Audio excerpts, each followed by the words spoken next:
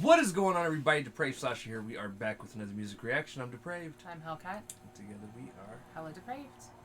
So guess who we get to listen to for 20 minutes? I'm kidding. It's not Chelsea. We're going to be listening to the kitten, but I almost torched you. I've been waiting this whole time to be able to do that. Anyways, so we ran into an issue where I think we've run out of songs We've had another couple of requests that some people said were spooky, but then some other people in the comments said that they were not spooky. So what we're doing as a filler, kind of, until next week, because next week we're back to our normal, regularly scheduled program. Right. But what we're doing is we are going to cover what is called 10 creepy folklore from around the world. All right. I don't know if there's anything based on India in here or not, but I figured at least this way it's like folklore from around the world. Yeah, we can it's all an international space. learn a little something. Yeah. I actually think this is a fabulous idea. I love folklore. We haven't really done any, other than one, we haven't really done any non-music reactions. Right. I mean, we did the trailer. Well, yeah. We did the trailer, and then we also did the one guy's, Jordandian with the ghosts. Oh, that was great. That was a lot of fun. Fabulous. But we haven't done any like top 10s or anything like that, which we normally do. Like we did like 2 of them last year. Plus, I like covering stuff that's around the world. It's a little bit more international. Right. And for anybody who's been here for a minute, I enjoy myths, lore, the whole 9 yards. I can almost bet she knows all of these. So, we'll find out then. We'll find out. All right, so with that being said, we're going to react to this if you guys have already seen it. If not, click the link in the description below, hopping over to all the things, coming back when we say that, because we're commentary, reaction, breakdown channel. That means we're going to pause for whatever we want to pause for. Right. We're actually going to try and only pause in between the numbers. Because it's already a longer... Because it's 17 and a half minutes. Yeah. So, with that being try. said, this is Creeps Plays. Okay. With 10 creepy folklore from around the world. And if you hear mewing... It's our kitten. Yeah, she's banned from the room. Let's get it. Naughty. Yep. We've all been brought up on old tales that scare us into good behaviour. The monster under your bed keeps children from wandering at night. The ghouls in the forest keep you from exploring dangerously. However, when you browse other cultures, you see some interesting tales spun from old, and some of them are terrifying. Here's 10 of the creepiest folklore from around the world that we could find. Okay. All right. I'm here for it. Pukwudgies, a creature from Native American mythology, have recently come into popular consciousness thanks to J.K. Rowling and her establishment of Ilvermorny, the North American School of Wizardry. Although in Rowling's universe they're said to represent the heart of a witch or wizard, the origins of the Pukwudgie are much darker than it would seem. Originally, Pukwudgies were pesky little creatures who were incredibly jealous of a giant known as Maushop. You see, Maushop was beloved by the people of the Wampanoag tribe, and the Pukwudgies wanted to be as beloved as he was. But in their efforts to help the people of the Wampanoag, they ended up accidentally torturing them. Seeking respite, the natives asked Maushop for help. He gathered all the Pukwudgies he could, shook them until they were confused, and tossed them into New England. Convinced they were dead, and no longer a concern, he left the village on a trip. But not all of the Pukwudgies died. The survivors made their way back, hell-bent on getting revenge. Without Maushop, the village was defenseless. The Pukwudgies kidnapped children, burnt villages down, and people inside with them, and lured the natives deep into the woods, where they were brutally slaughtered. When Maushop heard of this, he returned to the village to put an end to the Pukwudgies' reign of terror. but when he got there, they tricked him into a river and shot him with their magic arrows. Nobody knows whether Moushop lived or died, but after this attack, Moushop disappears from the Wampanoag's mythology. With that, the Pukwudgies' thirst for revenge was sated. They left the Wampanoag village alone, though natives claim they still wander the woods. Pukwudgie sightings are still reported today all across America.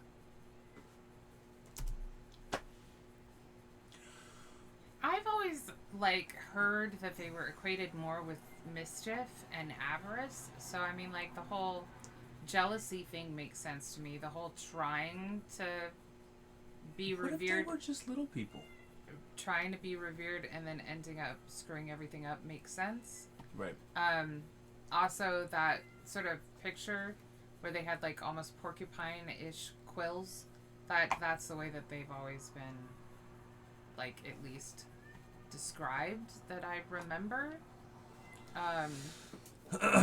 But I mean, it's interesting. Right. It's interesting that there would be lore that we're not sure if the giant lived or died, but he is no longer in their mythology, their pantheon. It's okay. So, all right. They just kind of wash their hands of the whole thing. They're yep, he's gone. Right.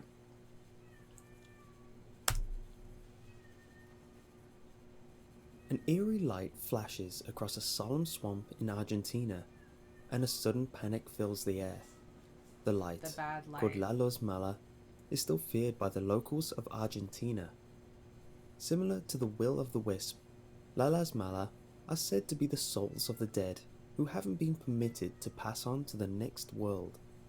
Instead, they are trapped here on Earth in a kind of purgatory, hovering between two worlds as punishment for the sins they committed while living. Being so terrified, they bring misfortune on living souls unlucky enough to spot them while heading home on a desolate night. According to the locals, the only way to prevent the harm that is caused by seeing one is to say a prayer and bite into the sheath of a knife. What happens if you don't have a knife ready and waiting by your side? Well, let's hope you never have to find out. I mean, technically, Well, that's crap. you don't have the knife. It's the sheath that you want to bite into, which sounds dirty. And I can't remember if mala translates to it's just bad, but it might be evil. But either way, No. the evil lights, the bad lights. I've heard of the lights. Mm-hmm. I didn't know they had names. Actual, Most different cultures have different, proper names. will-o'-the-wisps and... No, I mean the lights on the water specifically. And I'm pretty sure it was from Argentina. I want to say the Ghost Adventure crew traveled to that area. Oh, okay. Or something I mean, along obviously, those lines. it is a phenomena that happens in multiple places around the world. I mean, not on every lake, water, whatever, but Right. Obviously, that would be the will-o'-the-wisps. They're kind of like Irish. I'm just bummed that thing. he didn't say what happens. I know. That's kind of I don't know. It's kind of a letdown. It's not as creepy if you don't know at least some...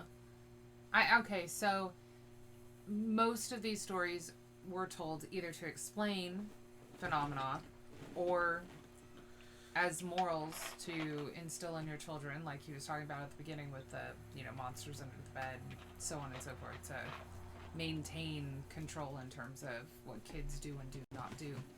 If I was told that was just a spirit held in purgatory because they're neither good enough to cross over or evil enough to, I don't know, but they were like, let's hope you never find out, I'd be like, ooh, it's pretty. Right.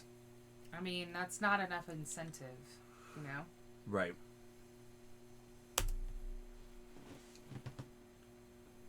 It's past midnight and you're in Stockholm, waiting on the train for home. Finally, it comes. But it's not the familiar green train you expected. Instead, it's a silver train. All paint stripped off until the silver of the steel underneath remains. The hair stands on the back of your neck and you feel a sudden sense of dread. But you've gone home on this line dozens of times. Shaking it off, you climb onto the train and it sets off. I don't know. You travel, and travel, and travel, and the train never stops. The Silver Pillen, or Silver Arrow of Stockholm, is a ghost train that only appears in Stockholm after midnight. Travellers who board this train find themselves either travelling endlessly until death, or manage to find a way off the train months and even years into the future after their loved ones have left them for dead. Despite this, there is only one station the Silver Pillen is said to stop at, Looks like the the abandoned Matrix. Kimlinge metro station on line 11. Perhaps that is why the locals have a saying, "Only the dead get off at Kimlinge." Interesting. It's kind of like the waiting room in the Matrix. Right. Um, You're ruining the experience. Now, here's my thing. If you've traveled a line multiple times, and all of a sudden a train pulls up that is not the train that you've taken multiple times, whether or not it's at the same station at the correct time, and it is plain steel, all the paint's gone, Just why don't are get on you the getting train. on? Yeah. Right. Yeah. I mean, I could get... It's after midnight, so maybe you're tired and... I don't know. Honestly, I'm one of those people that is like, go with your sixth sense. Go with your gut. Like, if something seems off, just don't. Right. I don't know. If it was like a really ornate or fancy or... I don't know. Old school, like, hoity-toity line, I could understand the temptation to get on. Also you know? depends on how bad life is and how bad your day is gone. Well, that's true. Because you may just be like, you know what? Fuck I it. could I'm come done. back in a few years or not at all. It's I'm cool. done. Yeah.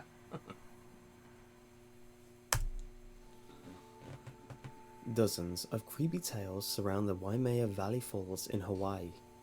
According to the They're folklore, pretty. a restless spirit haunts the falls, its temple located just beneath the surface of the water.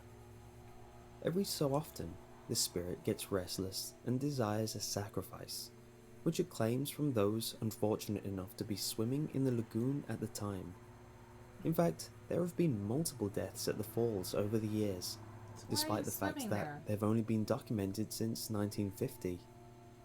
One of the first reported deaths occurred in 1952, when a sailor drowned after jumping from the falls. His friends claimed he came up to the surface of the water only to be seemingly dragged back under. Later called that current. night, they heard the sounds of someone running out of the water of the lagoon, escaping through the woods, only to return to the lagoon again and again throughout the night. Today, only professional divers are allowed to jump from the falls, but even so, they're apparently not the only ones. Once, a visitor took a photo of two of the divers jumping from the falls. Despite both being in a tucked position, a third shadow was seen, body fully outstretched. Okay, did they, like, not circle the third body there? I don't think that was the same. I don't think that was the right picture. I think that was just a picture that was doctored Right. to have people diving. Yeah, I need a third... I need the, like, actual picture. Right. Again, why? Well, so here's my problem. With Other this, than that. with this story. Sure. You talk about some bad things that have happened. But every myth has a story behind it. Right. Why are they there? Right. Like, I need details. I mean, like, okay, so, again, we're talking about mostly, you know, like a Polynesian myths source, and a lot of those are going to have to do with water, because Right. that is part of the life. Depending around on which there. mythos you're in, either ghosts tend to hang out in water or can't cross water. Well, but I mean, the Polynesian people tend to believe, you know, like the islands are alive, the water is alive, so on and so forth. So it's talking about like the need for sacrifice. That was also like predated when they started documenting. But again, if you know that a body of water is,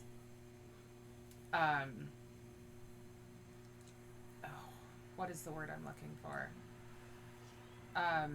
If you never know when it's going to have an undertow or something, it's unpredictable. If you ever know that a body of water is unpredictable because of whatever's going on beneath, and we're talking a highly volcanic active area around the Hawaiian Islands, so there's gonna be, you know, plenty of ebbs and flows and so on and so forth. We don't know what's there. Then why are you still jumping from those falls? Like, I understand that the life around there is very centered around the water, but on the other hand, like, I don't know, it just seems like that's a major risk. And then, like, so you have this dude jumping, the story he did tell, the dude jumps from the falls, and his buddies are like, hey, you know, he came back up to the surface and then was seemingly dragged down. That's why I was thinking, like, an undertow. It's not even, I mean, there may have been an undertow. He may not have reached it on his initial dive. Right. But, I mean, if you've ever seen a waterfall, the base of a waterfall is still pulling things down because the water's hitting. The force of the water. And the force of the water. And it's not just right where the waterfall is. It stretches out. Right. Like, and then you've normally got temperature gradients. Right. So that causes, you know, thermal pockets and all sorts of... So all it would have taken was for him to swim up to the top, and then when he goes to lean to swim away, the fucking waterfall water catches the current, pulls him down. You could hit something on your way down that, you know... waterfalls typically go over rocks. You could hit something, and then the force of the water could have pushed him to the surface and then pulled him right back under. He could have been unconscious the whole time.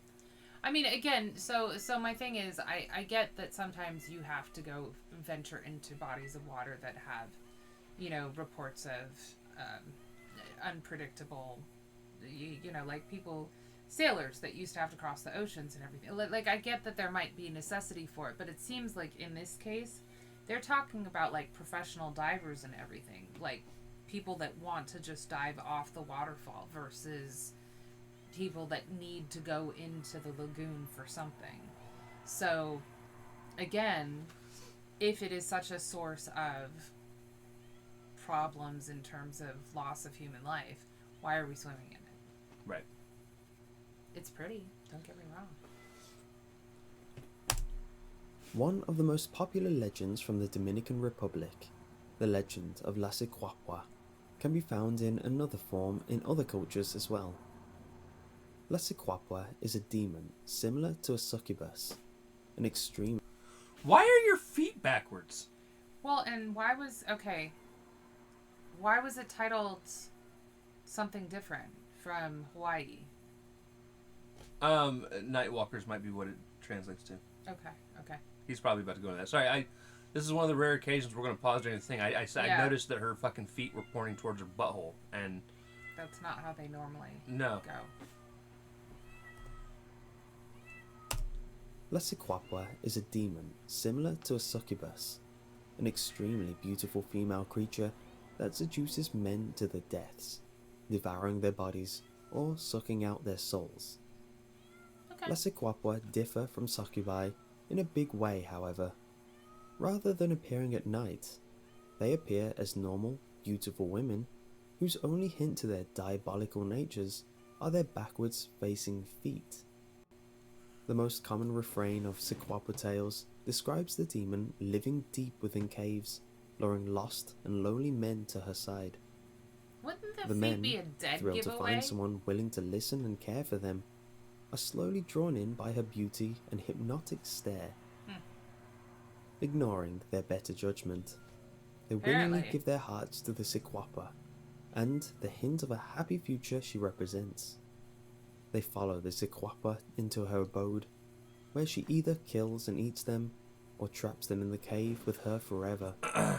So neither of them will have to be lonely ever again. I mean, that's a happily ever after, ain't it? Alright, look. is she leading them anywhere? As a feet guy, that's like the first thing I would fucking notice. If I walk up to you and your feet are looking like they're going in a different direction than you are, I'm done. Well, I mean, I don't care. especially since they seem to be naked. I don't care how beautiful you fucking are. Like, I would just say that that's really, like, hard not to notice. right. And he said against their better judgment. It's like, yeah, no, against their better eyesight. I don't know. I mean, like, No, what it is the guys are looking and they're like, you know what? I want to fuck a chick with backwards feet. Or I can ignore the backwards feet because I want to fuck that chick. Right. Yeah. Yeah. Yeah, I couldn't. I mean, like, so at the very end, if she traps them in the cave so that neither of them have to be alone again, I mean, like, I suppose that is kind of a happily ever after. If the guy's just looking for companionship, he found it. Right. Now, if, you know, she sucks out their soul and eats them, I mean, they're not going to remember. No. Yeah. Now watch this be the actual night crawler or whatever the fuck it was called. Right? Drums pound through the night. See, Over the it's horizon, what is going the on? faint glow of torches move through the darkness. The night marchers of Hawaii are Night coming, marchers. Okay. and you'd better get out their way.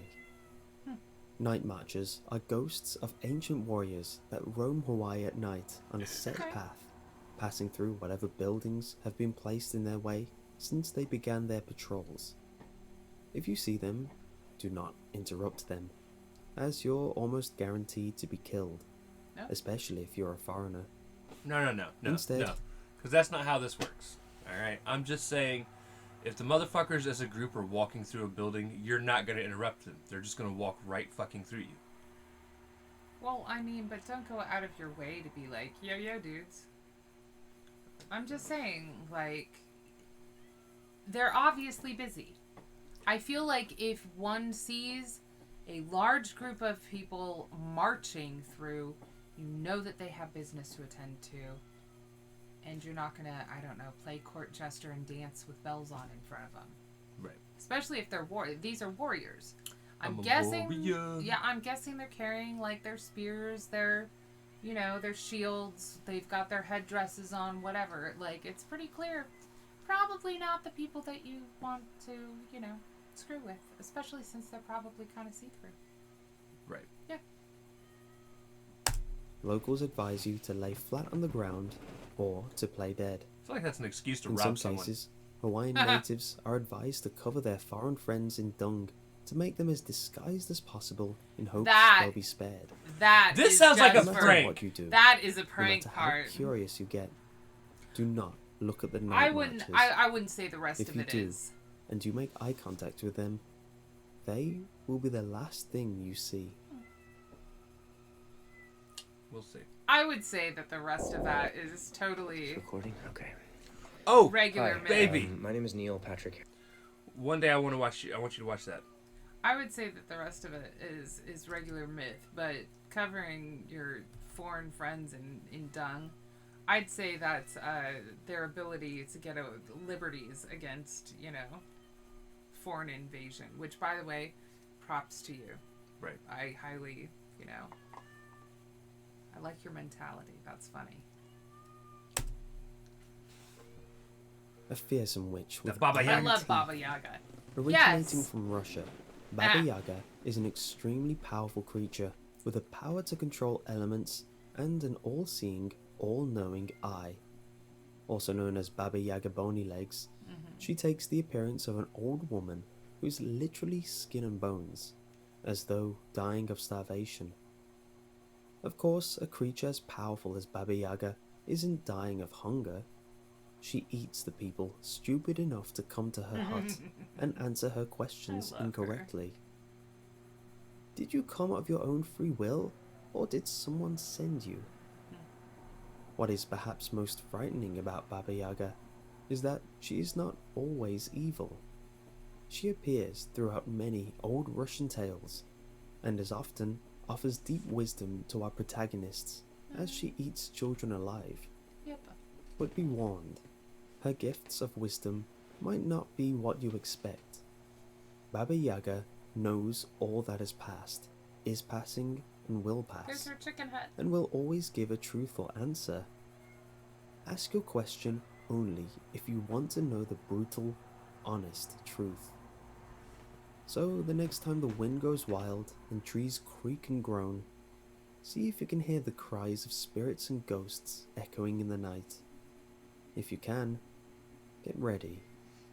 Baba Yaga has come for you. No. Baba Yaga don't come for you. Not normally. Normally you have to go to her. You go to her like a dumbass. Right. And again, this is another one of those folklores that just never made sense to me in terms of like, I don't see anybody going, hey, look, there's a hut with legs. Let's go check it out. No, so in a lot of the stories, because she has the all-seeing eye thing, it's kind of like Odin with thought and memory. The protagonist of the myth goes to her because she is the only one that can give them the answer that they need to complete their quest. Well, it sounds like that they all don't know that they're going to die. They don't all die. I mean, again, it's so she normally sets like 3 riddles, or she has 3. So she's Smeagol. Or she has 3. Caballeros? No, baby, you're not helping me. She's distracting my brain enough. Like chores that they have to complete. Bring her certain things before she'll give them the answer. So that's what he was saying about, like, answer her questions truthfully. And then, of course, she normally can tell who's good and who's not, and so therefore... Oh, so she's Santa, too. Honestly, she's a lot creepier than that. She eats children. Don't be a bad child. I Or a don't think good she child. cares. Just don't be a kid around Don't be a her. child. Right. Right. I'm fucked. Exactly. Glad we're on the same wavelength.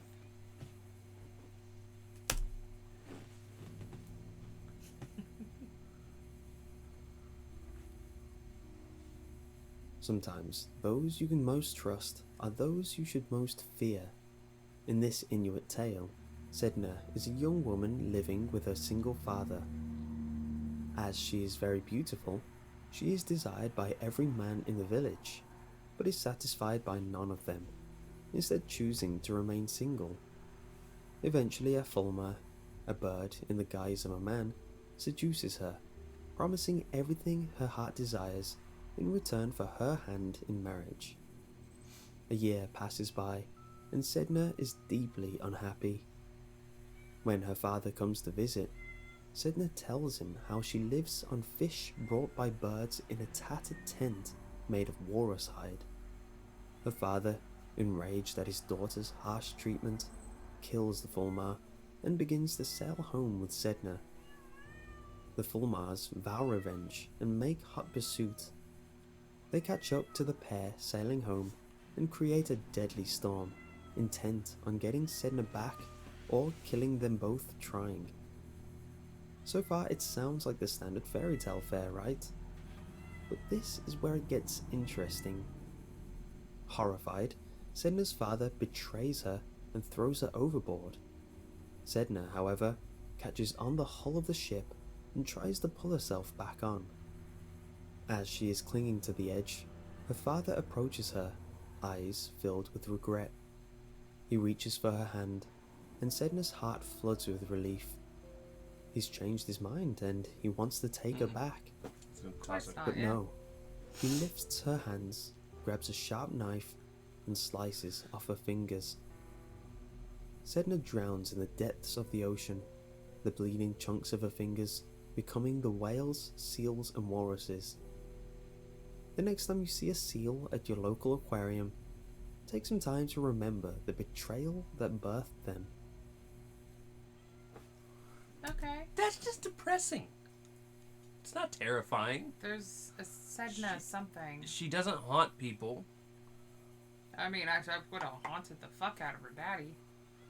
He should have become a killer whale and fucking demolished his ship on the way home. He's like, starts off like most fairy tales, right? Yes, he's like, well, just you wait. And then it gets darker, and then it's like, okay, so it's a Grimm's fairy tale. Like, I mean, that's... Yeah, except for there's absolutely... Well, I mean, for the sea life, I guess there's happily ever after. There's hardly And any happily ever after in the fucking whales Grimm's and fairy the seals tales. go after the birdies. I mean, like, kind of makes sense now. Yeah, there are, like, you know... There's a few, but I mean, a lot of they still the have princes fucked up and endings. princess end up together. They just I mean, end let's up, be like, real. going Little through... Red Riding Hood's ending is fucked. Yeah, but, you know, she's happy. I mean... So she's alive. But, like, Cinderella and her prince end up together. I mean, her stepfamily gets decimated, but, you know, that's neither here nor there.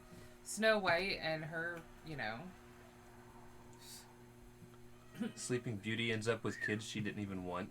Yeah, no, I know. That is it. Like I said, there may be some sort of happily ever after, but a lot of times it's fucked.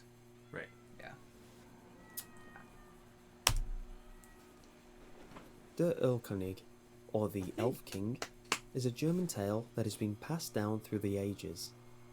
The most popular version of the tale, a poem by Johann Wolfgang von Goethe, tells of the tale of a father and son riding home on horseback.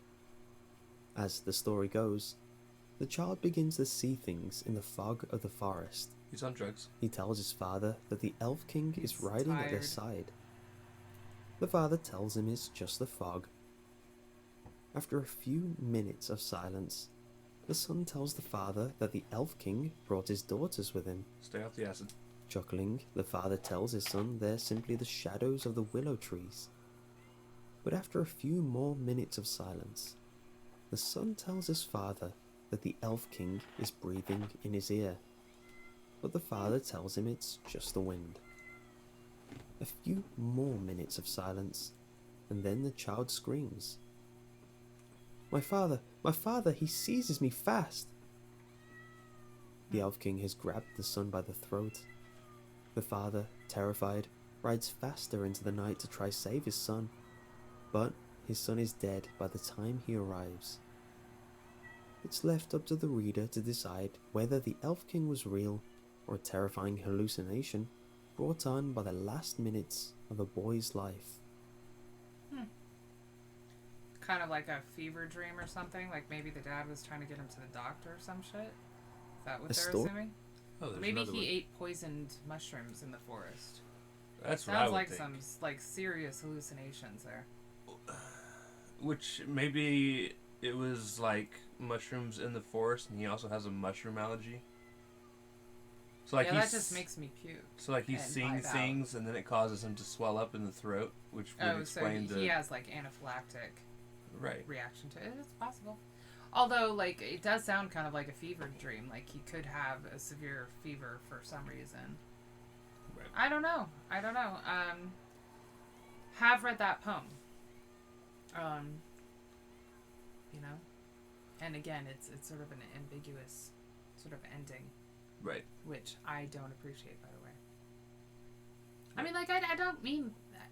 I don't mind if certain things are left just kind of for the imagination, but I don't want the full story to kind of be, I don't know. The story is so powerful that even the play based off of it is considered haunted. The tale of Peony Lantern first entered Japan in the 17th century, and it goes as follows.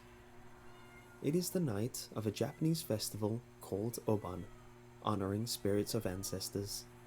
A beautiful woman, accompanied by a young girl holding a peony lantern, strolls past the house of a widowed samurai named Ogiwara. Seeing the woman, he falls instantly in love and vows to have an eternal relationship with her. Every night they That's meet in fast. secret starting at dusk, with the girls always leaving before dawn. After several nights of this, an elderly neighbour grows suspicious of the strange women who only visit at night.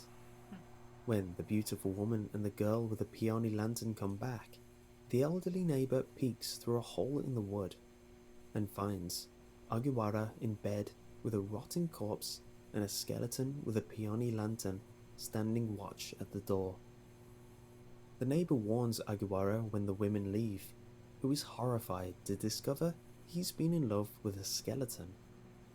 They consult a Buddhist priest who tells Agiwara he's in grave danger unless he can resist the women. That's a pun. He plays He's in grave danger. You sure he didn't raid a grave? I mean, is that this warning against necrophilia?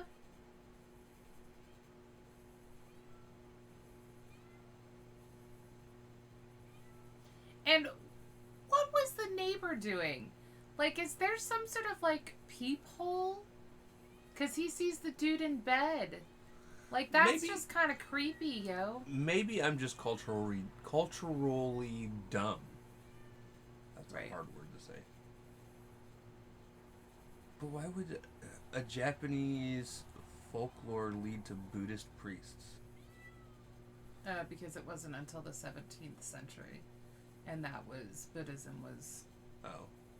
I was so confused because I'm like, they have their, like, the Japanese have a separate tradition and belief system than the Buddhists do. Right.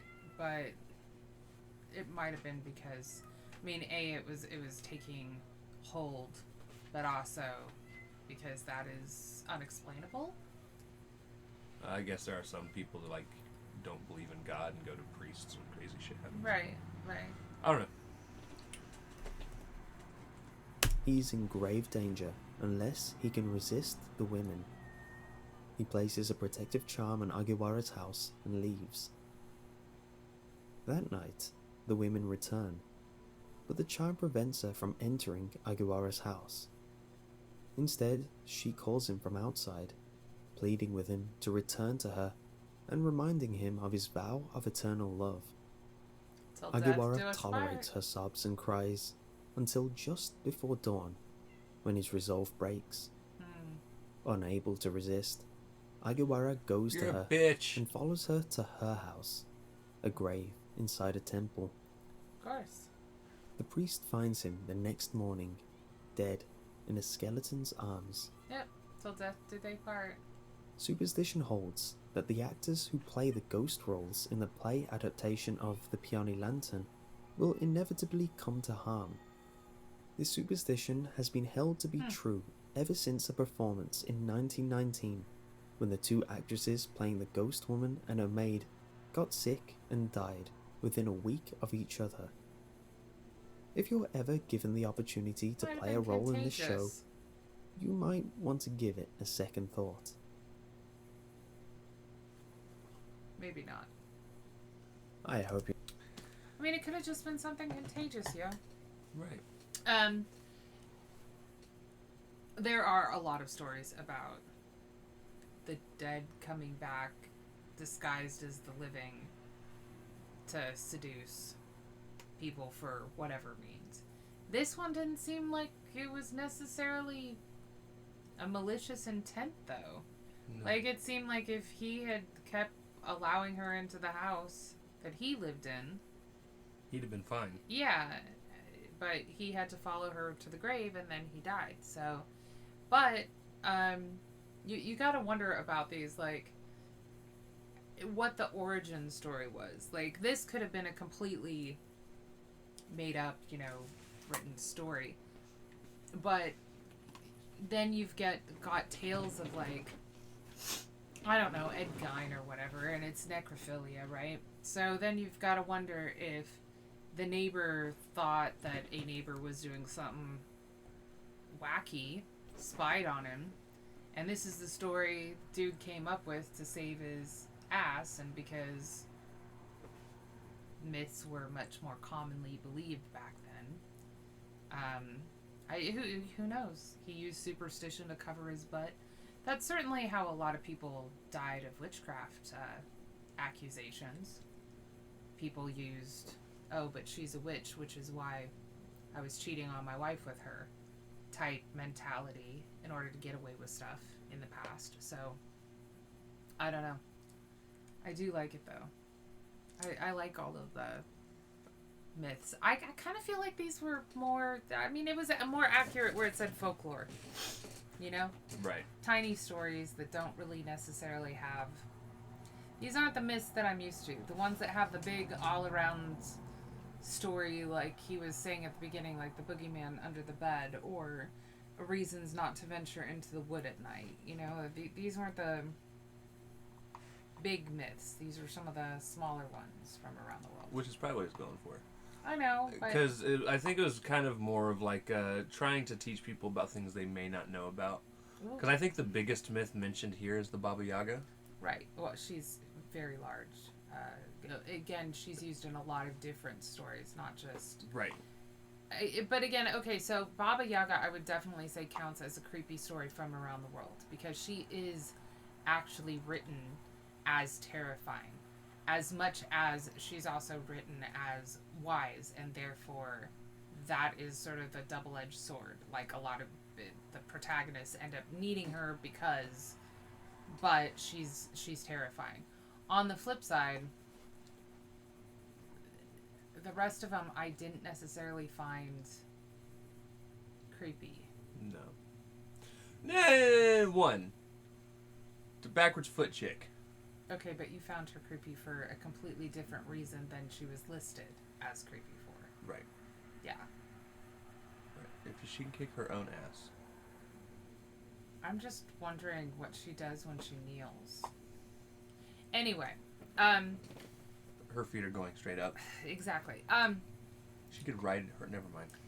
I love myths and lore and such, and I have seen plenty of smaller stories from many cultures around the world that are far creepier than this. So maybe at some point We may do our own. on our new channel, that will have to be some of the top 10 lists that I put together. Because I feel like we need actual creepy. And that didn't do it for me. No. Cool tales. I mean, don't get me wrong. Like, I still like hearing about it, but it most of those were just kind of either sad or, yeah. So, anyway, still fun. Right. Something different. All right. So with that being said, guys, we're done. This is, by the way, Happy Halloween. That's what today Happy is. Halloween. And hopefully you had some fun watching Creepy Tales. If you're busy today and are not watching it today, but watching it at a later time, we understand. And if you don't watch it at all, we also understand. I mean, it's YouTube. It is Right. what it is. But yeah, so it was a lot of fun to sit through and listen to, even if I thought some of it was dumb as hell. Not necessarily his fault. Right. I mean, it would be his fault for picking the stories that he did. If he picked them. If he picked them. But Yeah. some of the stories just... Myths and lore are always cool, but when you go into it with a title like Creepy, and that's what you expect, then yeah. Right. Alright, so with that being said, we love you guys. Thank you all for watching. Cannot wait to see you depraved people later. Bye!